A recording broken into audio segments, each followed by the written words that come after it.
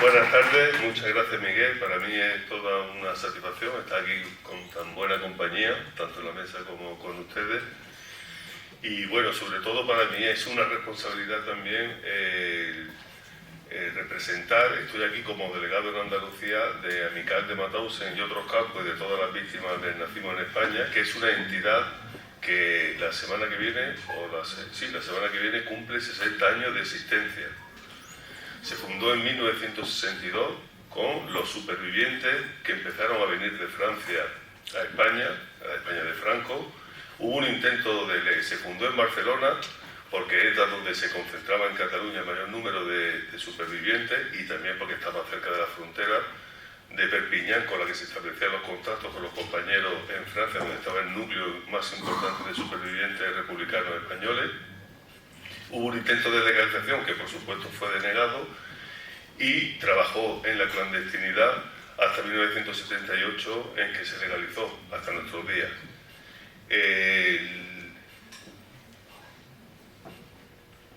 Si estas personas que veis ahí, a las que tuve la inmensa fortuna de conocer, incluso de entablar amistad, que son supervivientes andaluces de Mauthausen, de los campos nazis, vivieran, todos tendrían los 100 años cumplidos.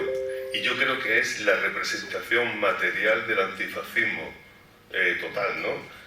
Desde que, siendo muy jóvenes, con apenas 16 años, hasta los 20 y pocos, en los que le pilló el golpe de Estado del 18 de julio de 1936, hasta su muerte, su vida ha estado dedicada por completo a la lucha contra el fascismo en distintas vertientes. O sea, yo creo que es la representación más auténtica de lo que ha sido la causa del antifascismo, representada por víctimas que sufrieron en su carne los padecimientos más horrorosos de él y que combatieron con todas sus energías. Todos ellos están urdidos por un hilo común, lógicamente son antifascistas, a pesar de que en este pequeño grupo que veis hay una enorme diversidad de trayectorias políticas, porque ahí estáis viendo, hay gente que pertenece al anarcosindicalismo, al movimiento libertario, comunistas, socialistas, gente que se define solamente como republicana, pero a diferencia, en este caso, que es un hecho común en la mayoría de los andaluces que estuvo, todos ellos tienen en común que nacieron de la miseria. Son gente que nacieron en los estratos más bajos de la sociedad de aquella época, campesinos sin tierra, jornaleros, y como ellos decían, nosotros con esa temprana edad de 17, 18 años, cuando le cogió el golpe de Estado, nosotros nos rebelamos contra la miseria degradante. El ideal vino después, pero esa fue su primera causa de lucha, y todos ellos fueron combatientes en la guerra de España y vivieron algunas de las cuestiones que hemos ido viendo aquí. Algunos estuvieron en la desbandad, el camino del exilio por el Pirineo, los campos de Argelès, de Barcarès, después nos hablarán, y las compañías de trabajadores extranjeros, en algunos casos la legión extranjera en Francia, los pasos por los campos de prisioneros alemanes, hasta los campos de concentración de Mauthausen, y después algunos de ellos extrastierros, como el que estáis viendo arriba con la bandera republicana, a Uruguay, otro golpe de Estado, otra dictadura, otra persecución, etc. Son vidas intensas que merecía la pena recoger antes de que se perdieran por los sumideros de la historia.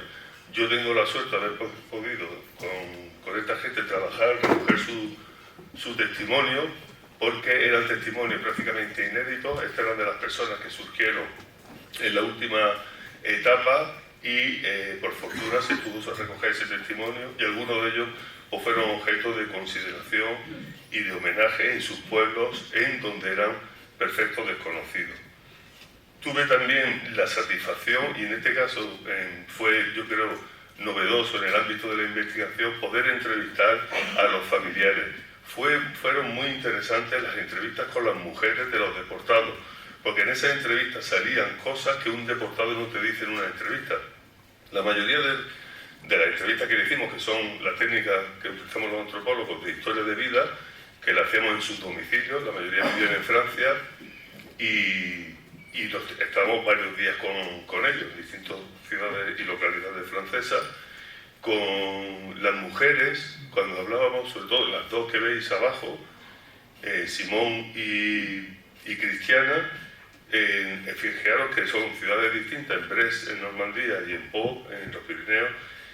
Curiosamente se conocieron con su compañero en las manifestaciones antifranquistas que había justo después de la liberación, 14 de abril, fueron donde se conocieron, y me decían estas mujeres, para mí una parte importante, decían: mi marido nunca ha salido del campo, o mi marido todas las noches regresa a los campos. Es decir, la experiencia traumática no solo no se olvida, sino que existen estudios psicológicos realizados con este tipo de personas, sino que brota todavía con más fuerza en los años finales de sus vidas, ¿no? Esa experiencia traumática se va reproduciendo y surge, ¿no? Es algo imborrable, ¿no? Y después estáis viendo otras mujeres, en este caso la que sostiene el retrato de su hermano, que se enteró de que su hermano había desaparecido en un campo nazi por nuestra investigación.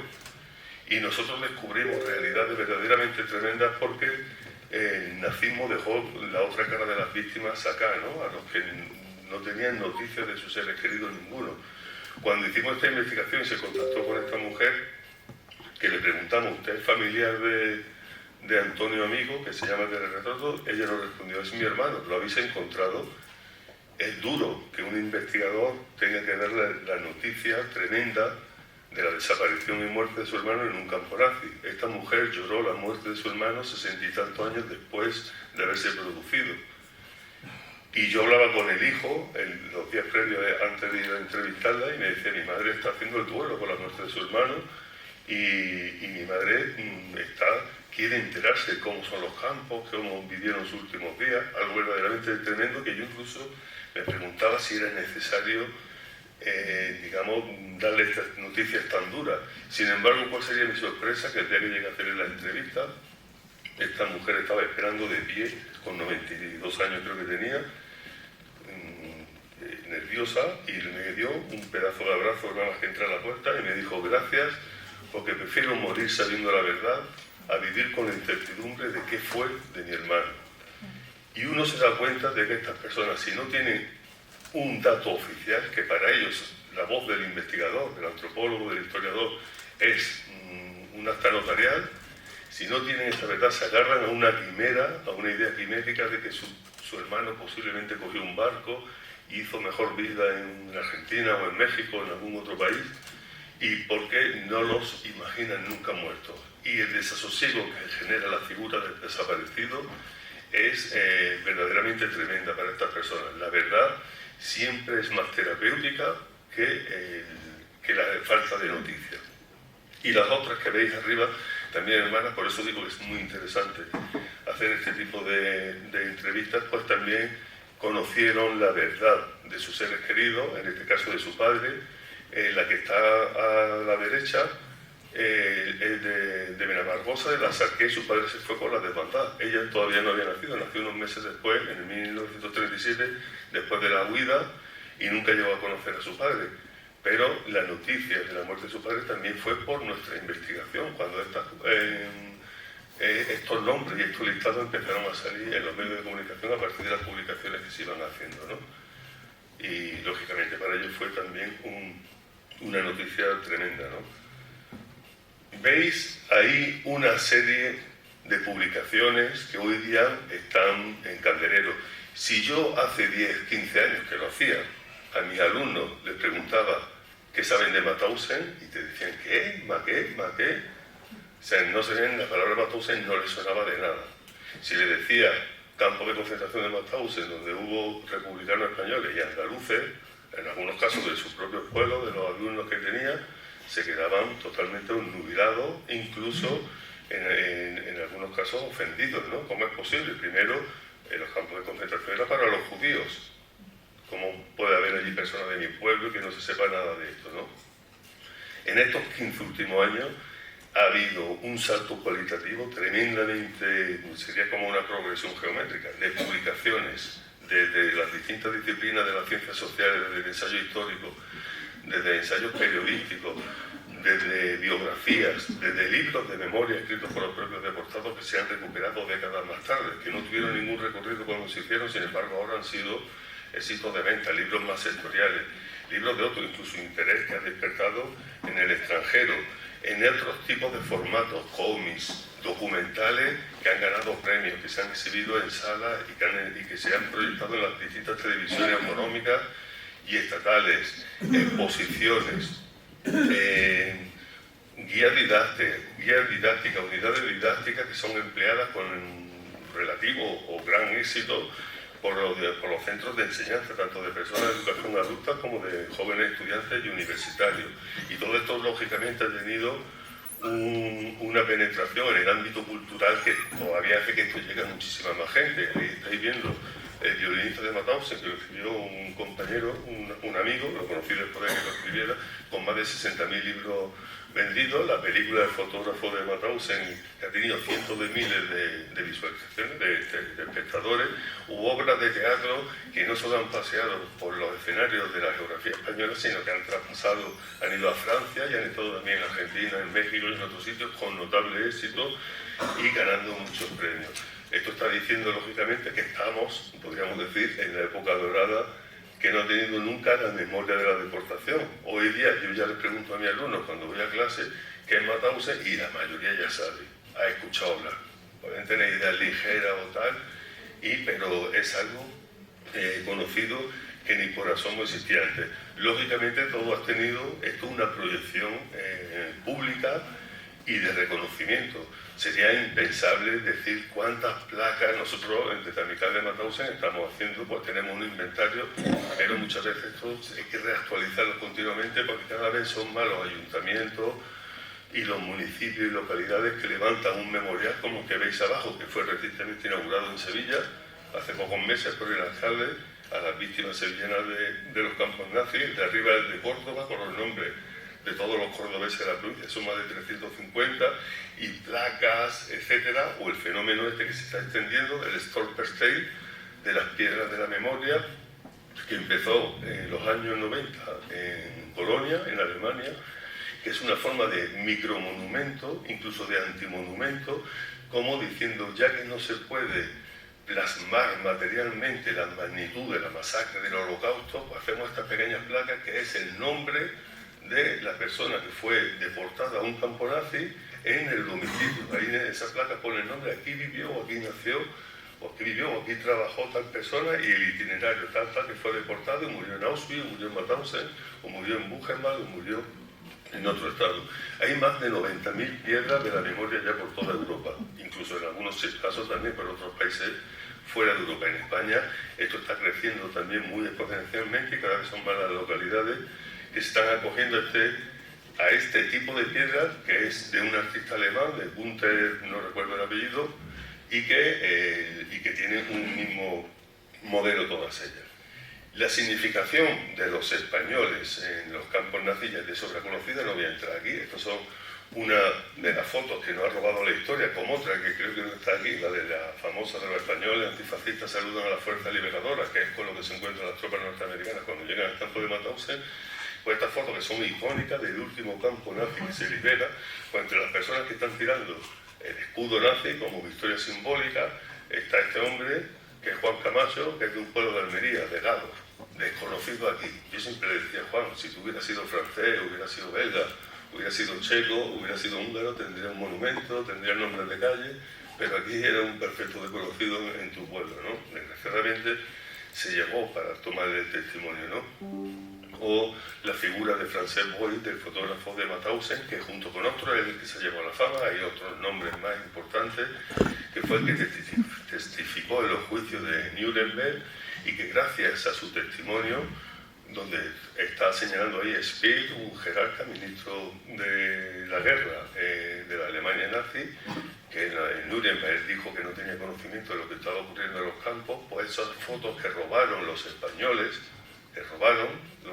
hicieron una copia de los negativos y a través de los niños españoles que habían matado, que trabajaban fuera del campo, la escondieron en el pueblo, a través de una mujer, Ana Puente, la estuvo escondiendo. Hoy día tiene un enorme valor histórico, pero tuvieron un valor jurídico porque sirvió para que esta persona fuera condenada, Albert Speer.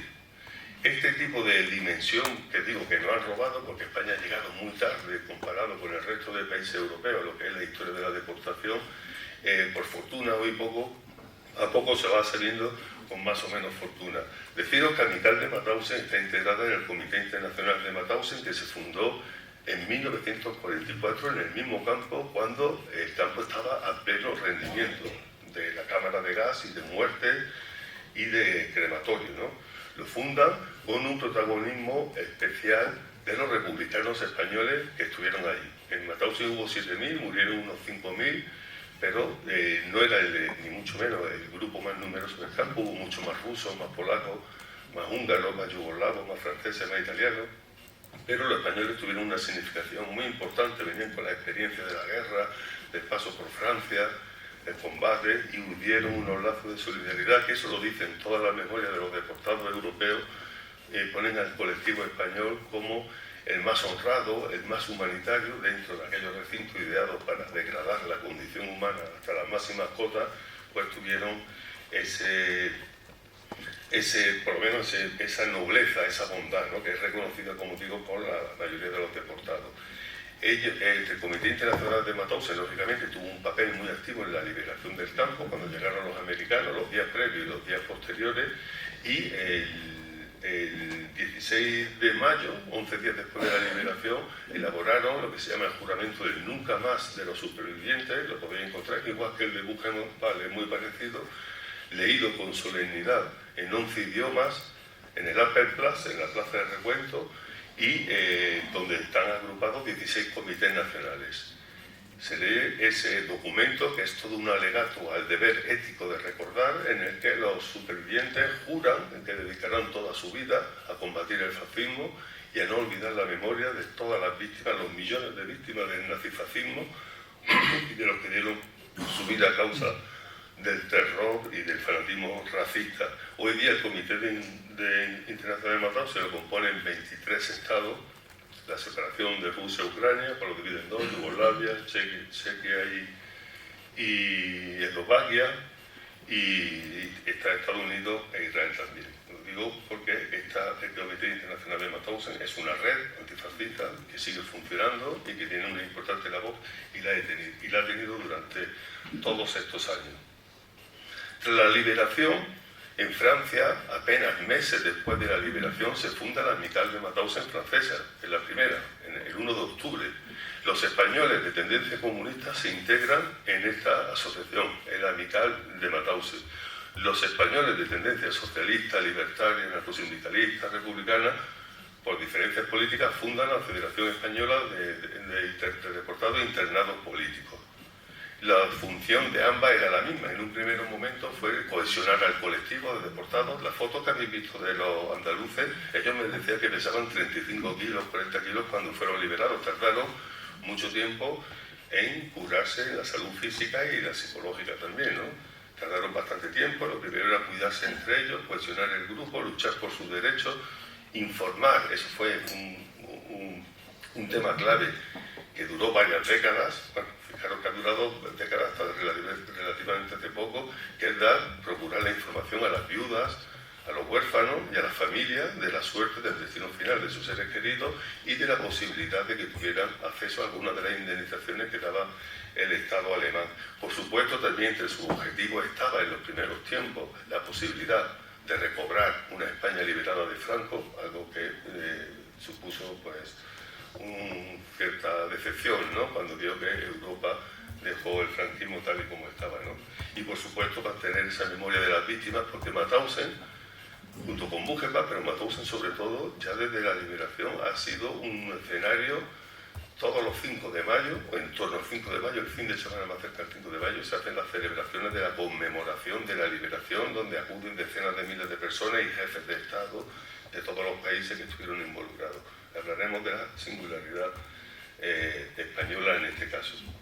¿Qué se encontraron los deportados cuando salieron? Curiosamente, esto que estáis viendo ahí son joyas de la literatura. Bueno, ya conocéis seguramente si esto es un nombre, de Primo Levi. Estos libros se fueron escritos recién salidos del campo. Son libros muy sentidos porque no están, digamos, contaminados, entre comillas, por lo que ha sido la literatura concentracionaria que se ha hecho mucho después, que los libros, pues, la influencia, lógicamente, las tienen. O sea, esto no hay ninguna influencia porque ellos escriben desde su propia experiencia. Primo Levi, cuando hizo Si esto es un hombre, no vendió apenas 200 o 300 ejemplares. Y el que estáis viendo a la izquierda, K.L. Reich, del catalán a más Pinilla, es una joya de la literatura. Yo aconsejo que lo compréis, está ya reeditado y tal. Bueno, estos libros no tuvieron ningún... El otro, lo que Dante no pudo imaginar, de Amadeo Sinca Vendrell, estos no vendieron prácticamente nada. Estos libros tuvieron vida décadas después. Cuando lo hicieron, no, porque los deportados se encontraron con una sociedad europea indiferente, no quería saber nada de lo que había ocurrido, les aburrían los discursos de estas personas, ellos necesitaban contar su experiencia y no solo se encontraron con la indiferencia, sino que se encontraron con los negacionistas, los que le decían que era mentira, que su discurso era mentira. Eso es lo que más humilla. Yo en todas las entrevistas que he hecho siempre me decía, Ángel, te juro que lo que te estoy contando es verdad, yo no te estoy mintiendo. Y yo le decía, no hace falta que me diga eso. O sea, es que me dolía que estas personas tuvieron que incluso hacer énfasis para decirte que lo que están contando es la verdad de lo que sufrieron, ¿no? Y a ellos le humilla mucho que se lo pongan en duda y más que le digan que es mentira, que no había cámaras de gas, que es mentira que murieran tanta gente y tal, ¿no? Eso tuvieron que sufrirlo, pero también tuvieron que sufrir la culpabilidad. Todos los deportados supervivientes tienen un sentimiento de culpabilidad en el sentido de que ellos piensan que los buenos, los que eran generosos, salieron convertidos en cenizas por las chimeneas de los hornos crematorios. Dice, si yo he sobrevivido, es una pregunta que les persigue de por vida, si yo he sobrevivido es porque en algún momento fui egoísta y no compartí un trozo de pan con mi compañero, con mi hermano, o no, cuando robé una patata me la comí yo solo, ¿no? Eso es una persecución que le sigue un sentimiento de culpabilidad, pero más perverso todavía es cuando tus compañeros de organización, y en este sentido los comunistas tuvieron mucho porque los presos soviéticos que llegaron supervivientes a la Unión Soviética fueron tildados de colaboracionistas. Dice, si vosotros habéis sobrevivido es porque en algún momento colaborasteis. También ocurrió con los europeos de otros países, ¿no? O sea, tuvieron que salvar todo esto. Y fijaros que os cuento todo esto porque yo creo que es una parte fundamental de lo mal que lo tuvieron que pasar. Y de hecho el suicidio ha sido una salida para muchos de estos supervivientes que no pudieron resistir la necesidad que tenían de hablar y que no poder contarlo, ni siquiera encontrar palabras para hacerlo y no encontrar audiencia. Fijaros que Primo Levi tiene esta frase para mí demoledora de lo que le dijo un SS cuando estaba próximo a ser liberado del campo de Auschwitz. Cuando ya se veía el final de Auschwitz, le dijo el SS a Primo Levi, de cualquier manera que termine esta guerra, la guerra contra vosotros la hemos ganado. Ninguno de vosotros quedará para contarlo, pero si alguno lograra escapar, el mundo no lo creería. Aunque alguna prueba llegase a subsistir y aunque alguno de vosotros llegara a sobrevivir, la gente dirá que los hechos que contáis son demasiado monstruosos para ser creídos. Esto es una victoria del nazismo, por eso no solo la mentira y la negación son victorias de los nazis contra los deportados, sino la ignorancia, también una victoria de los nazis contra los deportados. En 1962 cambian las zonas cuando se funda la Amical de Mauthausen en España, pero había pasado el proceso de Eichmann en Jerusalén, uno de los judíos que fue de los forjadores de la solución final, uno de los criminales más perseguidos, que fue raptado ya, madre mía, fue raptado por el Mossad y juzgado ahí, y eso pues dio una nueva dimensión al tema de la memoria de la deportación y entonces se inaugura el monumento de los deportados en Mauthausen. En Mauthausen existen monumentos nacionales de muchos países donde se hacen las celebraciones. Y los españoles tienen una peculiaridad, que es el único que no pertenece a un Estado, sino que lo construyeron los exiliados españoles en Francia por cohesión popular. Y posiblemente Mauthausen, en la Sala de la Bandera, sea el único sitio donde el Estado español esté representado por una bandera republicana. Son anomalías y a veces, pues, a partir del año 2005, ¿cuánto me queda? Madre mía, me he enrollado, pues. Entonces, si me dejas 2 minutos más, voy a ir al final y nos olvidamos de todo lo que decía. Decía que con Zapatero, en en 2005 hubo un cambio, un punto de inflexión, es cuando se institucionaliza la memoria, bueno, se institucionaliza, participan las instituciones en los homenajes, acuden estudiantes, institutos, etcétera, a Mauthausen, se hace, digamos, que se hace un trabajo importante, sobre todo con estudiantes y con familiares que acuden, y si vais a Mauthausen algún día vais a ver un montón de placas con nombres españoles, andaluces, de todo el estado, de los distintos territorios del Estado español, entre otras muchas, de muchos idiomas y tal, porque se ha hecho un trabajo importante, ¿no? Pero yo no quería terminar sin que sean 3 pruebas, y una es que muerto los supervivientes, decía, el último superviviente que murió fue este cordobés, el último español que quedaba, un andaluz de Córdoba, que murió con 101 años, hace apenas un año y medio, y plantea determinadas incógnitas. Yo quería plantear 3 cosas muy rápidas en plan telegráfico. Una es que existe una parte de la comunidad y de historiadores que están empezando a prescindir de la memoria, del testimonio, porque lo consideran una fuente secundaria o una fuente no fiable. Y me parece perverso, eso es desde una soberbia intelectual que también considera fetichista el documento, es decir, un documento elaborado por el perpetrador, por el verdugo, ¿vale? Y un testimonio de una persona que dice que da su testimonio en Nuremberg, por ejemplo, o en cualquier otro sitio, no tiene el mismo valor. Entonces yo considero que no hay historia de la deportación sin todo el legado que nos han proporcionado estos deportados que han existido. Otras son los peligros del negacionismo, del revisionismo y de la banalización existente hoy día. Ahí he puesto noticias de hace poco. El otro día en un programa de televisión en TV3, un presentador bromea con los literatos que van a la Feria del Libro de Frankfurt y dice, estos van a pasar más hambre que los catalanes que murieron en Mauthausen y tal. Curiosamente el público no le rió la gracia a ninguno y el chiquillo intentando hacer la gracia pero no se la rió, ¿no? Pero este tipo de banalizaciones y sobre todo digamos ya de atentados contra la memoria de la deportación son muy usuales. Otra es que la memoria de la deportación siempre hemos tratado que sea patrimonio colectivo de todos. Cuando hemos hecho mociones en los ayuntamientos, siempre hemos tratado que sean por unanimidad de reconocimiento a los presos.